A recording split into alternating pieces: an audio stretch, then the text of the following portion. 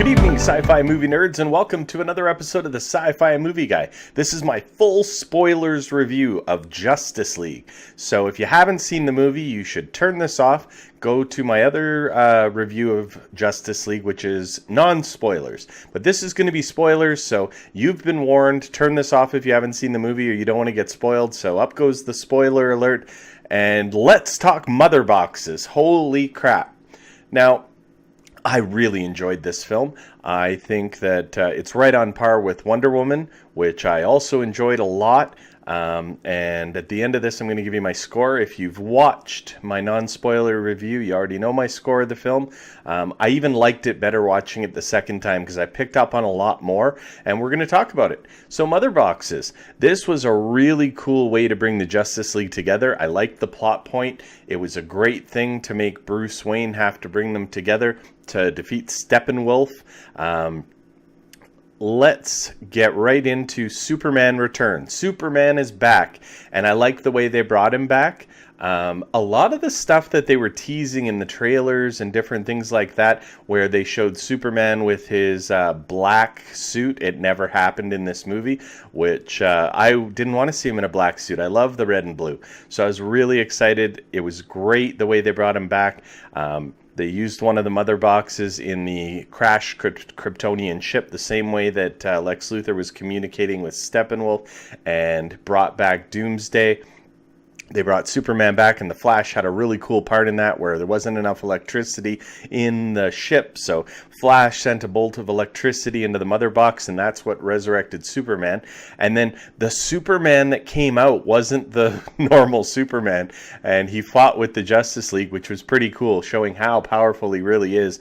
And then it took Lois Lane to bring back his soul, so to speak, which I loved because it shows the depth of the character of Superman, and I can't wait for a Man of Steel 2 movie because this is the Superman that I loved. Now, I don't know if all of you noticed this, but they were very deliberate about using the 1978 Richard Donner Superman score that John Williams did. They wove it into the new Superman theme, and the same thing with Batman. They wove in the 1989 Batman score from the Tim Burton film into the new Batman. So I really liked that throwback that they had when they were bringing back these characters and to the old music and the new music. It really gave this movie an incredible feel of nostalgia, which I love because I've been watching the Justice League since I was a kid in the Super Friends, reading the comics. So to throw back to those two old movies was really cool.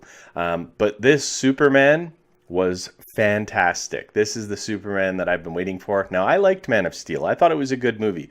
But this is showing the soul and the humor of Superman in a way that we haven't seen in the new DC Extended Universe. So I'm really happy to see that. Aquaman, played by Jason Momoa. Out of all of the Justice League characters, this was probably the one that I think that they should have expanded on a little more. He was a little stoic. I could definitely tell the different scenes when Zack Snyder versus Joss Whedon. I'm pretty sure that Joss Whedon was the one that came up with put the lasso of truth around Aquaman, and he has a moment. And that was probably my favorite moment of Aquaman. The rest of it was pretty stoic. So I'm really looking forward to hoping that they do a course correction in the Aquaman movie and give him a little bit more heart and don't make him so, the only word I can think of is stoic. But Jason Momoa did a great job. I loved when he crashed through the building and surfed one of the parademons. It was a really cool scene. Yeah, but Aquaman probably my least favorite of the Justice League in this movie. Then we get into Wonder Woman. Oh my God, Wonder Woman steals this movie. She is funny, she's brave, she's courageous, she's strong. I can't wait to see more Wonder Woman. Give me tons of Wonder Woman. I want her in every single DC movie that comes out because she is phenomenal. Gal Gadot did an amazing job again. I really like her playing Wonder Woman.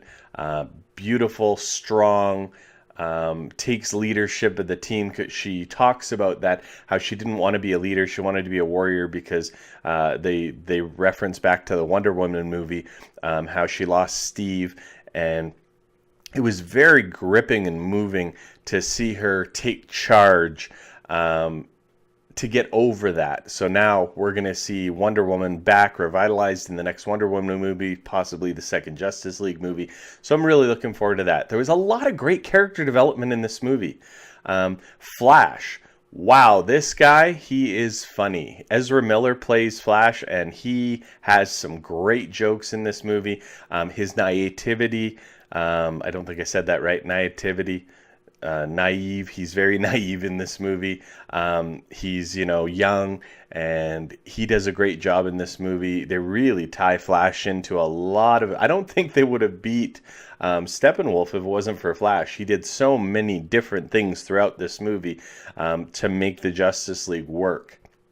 Cyborg, as I said in my non-spoiler review, probably the most layered of all the characters. His acting, Ray Fisher, did an amazing job acting as Cyborg.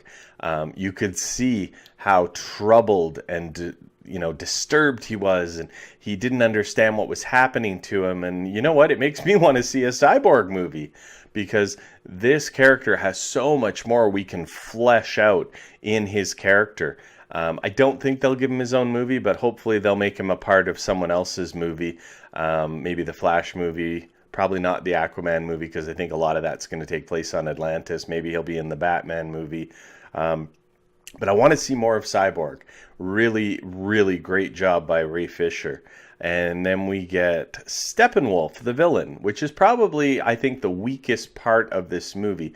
And this is the point I'm going to use to talk about CG, because they did an all CG Steppenwolf. They could have done this with practical effects. I think it would have made the movie better, because some of the CG looked very rushed.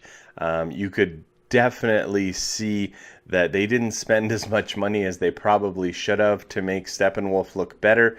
Another thing with the CG is Superman's mustache. I don't know if you know the story, but they filmed it, and then the horrible tragedy that happened to Zack Snyder's family pulled Zack Snyder away from this movie. So the reshoots couldn't be shot at the time that they were supposed to be. They had to postpone it.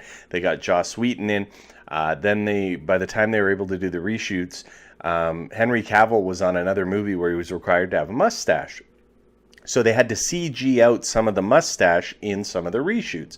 And there was one scene in particular where you could really tell that it was a CG mouth moving for him. And that was when they were in the cornfield. And you know what? At the beginning, there was a little bit, but it didn't take me out of the movie. I've heard some people say it took them right out of the movie. Well, it didn't take me out of the movie, because if that's enough to take you out of a movie, then I think you're reading too many critics' reviews and just picking up on what they say. It didn't take me out of the movie. Yeah, it was a little bit of bad CGI, but the acting and the action and the story in this movie is on point. So if that's enough to take you out of a movie, well, I think you're being a little too critical. Now, I liked how they teased the Aquaman movie with Mara, Amber Heard playing Mara in this movie, where Aquaman goes back to Atlantis to try to help them when Steppenwolf's stealing the mother box, and we get to see Amber Heard for a minute. And I'm sure that this Aquaman movie, she's going to be amazing in. I hope she has a giant role in it, because I want to see more female superheroes. So I hope it's like Aquaman and Hera teaming up, and it's a double movie with two main characters. That would be fantastic, because I think Jason Momoa might need the help. I don't know if he's strong enough to lead a movie all on his own, so I hope that she can help him with that. Maybe I'm wrong. Guys, tell me in the comment section if you think I'm out to lunch, because I do love Jason Momoa as an actor. He was amazing in Game of Thrones, and he was also great in Stargate Atlantis. If you haven't seen that, you should go back and watch. He did a really great job for 5 seasons of television in Stargate Atlantis as Ronan. Then we get into Alfred. Alfred was amazing in this movie. Very small parts here and there, but he really tied Batman into the Justice League, and was the behind the scenes guy, which I love. Really, really great job by Jeremy Irons playing Alfred again. And I can't wait to see, hopefully, he's in the Batman movie. And let's get into Batman. Let's talk about Batman. Ben Affleck. Still, I think he even did a better job in this movie than he did in Batman v Superman, and my favorite Batman of the big screen of all time. I think he's better than all of the Batman. I still think Michael Keaton in the first one was a great Bruce Wayne, but this Bruce Wayne is getting pretty close, and for sure he's the best Batman. And it will be a shame if we don't get Ben Affleck as Batman again.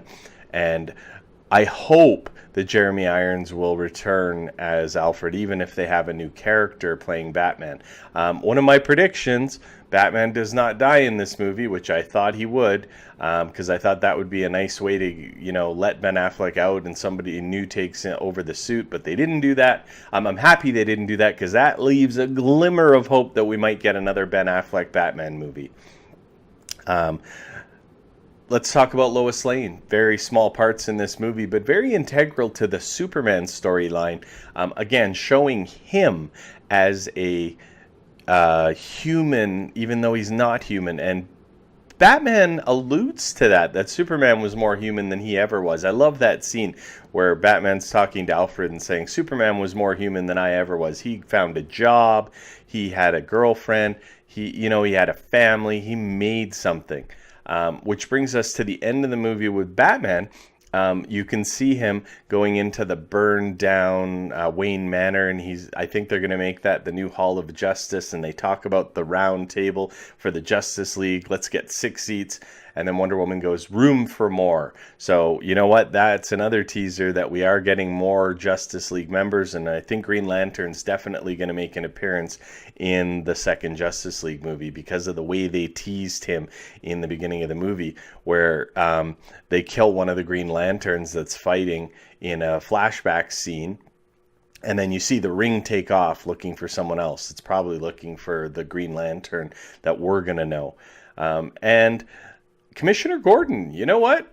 It was a great Commissioner Gordon. I want to see more of that in a Batman movie as well. I really think that they've set up for an incredible Batman movie. And speaking of setting up, there are 2 end credit scenes. The first one's just fun, where Superman and Flash, they want to have a race to see who's faster. They really joke around with it. And then the second end credit scene, I don't know what movie it's teasing. I think it's teasing the Batman movie because we have Deathstroke with Lex Luthor. Lex Luthor has escaped from prison, and then Deathstroke shows up, Slade Wilson, and this is a cool-looking Slade Wilson. I was very surprised how close this costume for Deathstroke looks to the Arrow television show costume. Like, they were really, really close, and I like that. I like the continuity that they're showing that. The one thing that I was a little disappointed, no Green Arrow in this movie whatsoever. No mention of him, no mention of Oliver Queen. So I really hope in the second Justice League movie we do get an Oliver Queen and a Green Arrow. He's one of my favorite Justice League members. But those 2 end credit scenes, definitely worth staying till the end to watch them. And so let's give my score. So the way I do my review, as you all know, we have must see, go, wait for video, or no. So must see, top of the cream of the crop movie, 9.5 or higher out of 10. Then we got go. So this means you have to go see this movie in the theater still. Definitely theater worthy. Just means you don't have to go opening night if you don't want to. You can see it a couple days later or a week later. But definitely worth paying your hard-earned dollars to go see in the theater. Wait for video means, you know what, this movie's okay, but it can wait till it comes out on Blu-ray or on Netflix. And then no, you know what, this movie's not worth your time even watching it on a Sunday afternoon if it's free on television and you have absolutely nothing else to do. Still don't watch this movie. Just skip over it and change the channel. So this movie I'm giving a solid go. It is definitely worth seeing in the theater. I think that DC has righted the ship. They're going in the right direction. We now have 2 solid DC movies in a row, Wonder Woman and Justice League, and I can't wait to see what's coming next. So, you know what? It doesn't matter what I think. I want to know what you guys think. Please tell me in the comments section. Did you like this movie? Didn't you like this movie? Give me a rating out of 10, or use my rating system and tell me, is it must see? Is it go? Is it wait for video, or is it no? I want to know what you guys think. If you want, you can also send me an email, movieguySci-Fi@gmail.com, or you can follow me on Twitter @movieguySci-Fi, also on Facebook @movieguySci-Fi. And if you don't mind, just click subscribe or like on this video. Let me know you're out there. Want to hear from you. And remember, everybody, nerds rule the world.